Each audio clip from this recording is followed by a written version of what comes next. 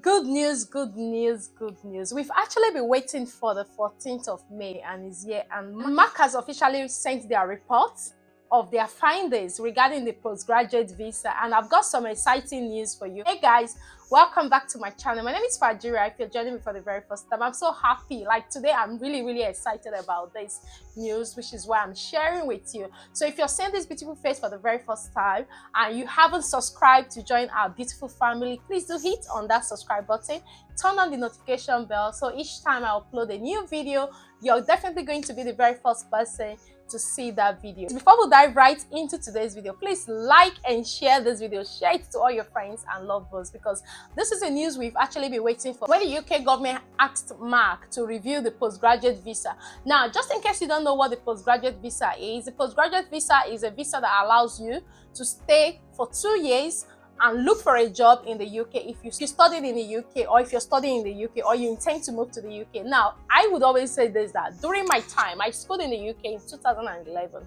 It actually stopped a set before mine. So here I am, I'm still in the UK. The postgraduate work visa has really helped a lot of international students find good companies that has employed them on the skilled worker visa. Now, a lot has been going on, a lot of drama. The UK government recently said that the postgraduate visa is abused and Mark should do a review. Now, Mark has come up with their report. I uploaded a video today and it was a good news, and this is another good news as well. So please, if you're currently panicking about the UK, do not panic. I've been in this country for the past 13 years of my life, and I've seen a lot of changes. That's why when I see some of their changes, I try not to panic, and I also encourage you guys not to panic. So just like you know that the UK government said that there should be a review on the postgraduate work visa, and they were expecting to hear back from Mark on the 14th of May, and this is 14th of May, and Mark has come up with their report. So just as you can see on my screen, Mark report into the graduate route, key findings at a glance.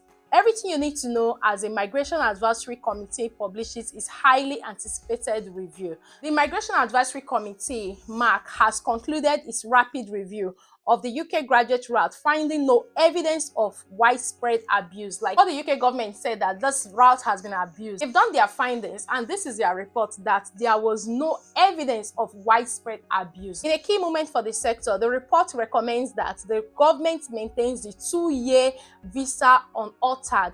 It says the graduate route is not undermining the integrity and quality of the UK higher education system, but instead, it is helping universities expand the range of courses offered while making up for financial losses on domestic students and research. So now, they have recommended that this visa route has to continue to stay for the 2 years, because an update regarding the postgraduate route that the UK government are trying to see if they can make it for only 6 months. And now, Mark has come over to say that they are suggesting that this remains for the 2 years to enable international students find jobs and contribute to the UK economy. The highly anticipated 70-page report details the findings of the committee shared by Brian Bell, a professor at King's College London, which was asked to investigate by Home Secretary James Cleverly. Here was summarized everything you need to know about the review. What does the Mark review recommend? The key recommendation is that the 2-year graduate visa is maintained intact after the review concluded it had broadly met its aim. Whether this is enough for a government under pressure on immigration to shape any plans it may have had on further restricting post-study work rights remains to be seen. The report does contain some other recommendations of note, including, as you can see, a mandatory registration system for international recruitment agents and sub-agents should be created by the UK government. Universities should be required to publish data on their spend on recruitment agents and the number of international students recruited through such means annually. So they want to be getting reports from universities about the number of international students that gains admission annually. I know when I was studying, there was a time that they brought up something like this, and they were like, we all have to even be marking attendance. I was at a shop on that day. We had to run straight to international office to mark attendance. If not, our visa will be withdrawn. I think that was in 2011 or 2012. So now the government should only open new migration routes or make significant policy changes when it has a clear plan for how it will collect and monitor data to assess the effectiveness of the route against its objectives. The fourth recommendation from Mark: the Home Office should introduce a requirement for universities to provide it with confirmation of the course outcome, for example, class of degree on the student route, in addition to confirmation that a course has been successfully completed. Like you all know, once you have studied and you have completed your course, so we send an email to Home Office and also to the student who is about to apply for graduate route to say they have completed their course, so they can now apply for their postgraduate visa. What does Mark say about how the graduate visa works? As you can see, the report is the first to take a large-scale look at the working of the visa, added by some new Home Office data. As such, there is lots in it that demonstrate what is and what is not working well. Particularly, findings of note include the use of the graduate route is concentrated among 4 nationalities. Like we all know that Indian is the top, followed by Nigeria, followed by China and Pakistan, account for 70% of all graduate visas, with Indian nationals making up over 40%. Now, I work as a center manager in a student accommodation. 80% of the accommodation is filled up by international students. Majority of those on the graduate route completed postgraduate taught courses, and share has increased since the route's introduction. The age profile of those on this visa is changing since 2021. The proportion of men applicants aged over 25 has increased by 15 percentage points to 54% in 2023. However, this was before the introduction of the dependent rule change. Now, you all know, if you are coming to study in the UK for a master's degree, you are not allowed to come with your dependents. But if you're coming for a research program, you're allowed to come with dependents. So most of the growth since the graduate route introduction is from non-result group universities, postgraduate courses, which accounts for 66% of all graduate visas. 91% of graduate visa holders in 2023 had completed a postgraduate taught course. So as you can see, the route may not be attracting those from the best ranked globally institutions, but the report says this is an imperfect proxy for the quality of international students. About 40% of applicants were based in London, which suggests that students may be moving to the capital for work after graduating from universities in other parts of the UK.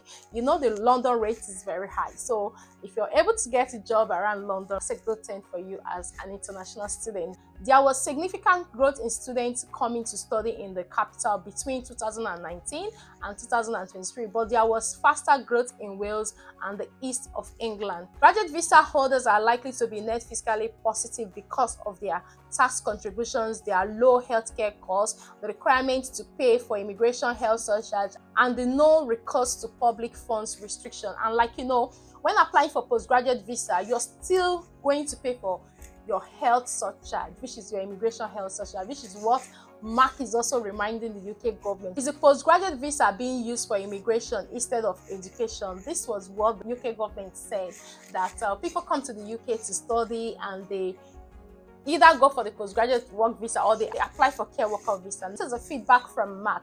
This was a key claim of the critics of the graduate route, calling it a deliverance visa. As I said, most recipients go into low-paid work and use low-quality courses as a backdoor to enter the country. The Mark's findings on this include, now, as you can see, it appears graduate visa holders are initially overrepresented in low-paid work, but their outcomes, including wage, improve over time. The first cohort of graduate visa holder, roughly half moved on to skilled worker visa, primarily into skilled roles, which are graduate roles, and they are paid more for that. Claims made in Home Office later that only 23% of students switching from the graduate route to skilled worker route in 2023 went into graduate level jobs were incorrect, which means that the claims that the UK government made regarding this was incorrect based on Mark findings. A high proportion of students, 20%, who switched onto the skilled worker route, joined the care sector, which is true. The median monthly income of those identified as being in work is £1,750, equivalent to £21,000 annually. On the wider question of whether the route is being abused, which was what the UK government said, that the route has already been abused, Mark says evidence indicated that levels of abuse on the graduate route are very low because there are a limited number of conditions attached to the route. Now, if you have not graduated, you're not allowed to use the route. If you did not complete your studies, you're not allowed to use the route. So it's not even everybody that came to the UK to study that actually graduated. The school usually asks some people to leave the country because they're unable to continue their studies, maybe because they may have failed one or two courses. Like Mark has rightly said, not everyone who migrated to the UK actually used the postgraduate route.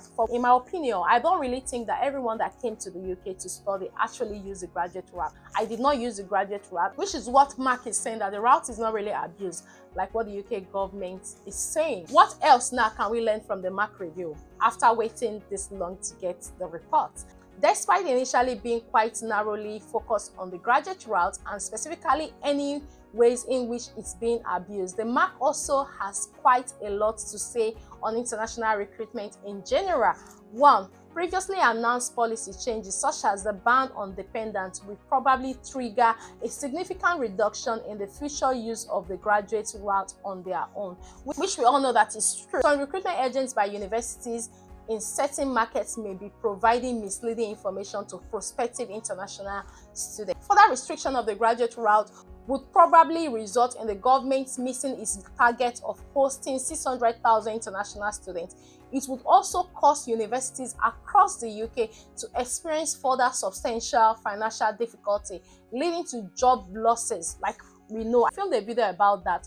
Lots of lecturers lost their jobs because of this. Now, course closures, a reduction in research, and possibly some institutions to fail. Now, restriction on the graduate route have made the UK's offer less attractive to international students compared with rivals such as Australia, Canada, and Germany. Almost everyone that is going to Canada, going to Australia, going to Germany, and come to think of it, their fee is even lesser compared to what you pay in the UK. From this review, I'm sure they're going to meet again and decide. Even the care worker visa, you can see all that is going on right now in the care sectors. They still want care workers, and care workers not being able to come with their dependents has further reduced the number of staff they even have in NHS and so on. So what happens now? The Mark report has been published. Let's see what the government is saying. The government has said that it is considering the review's findings very closely and will respond fully in due course. Despite the report's conclusion, ministers are under pressure from conservative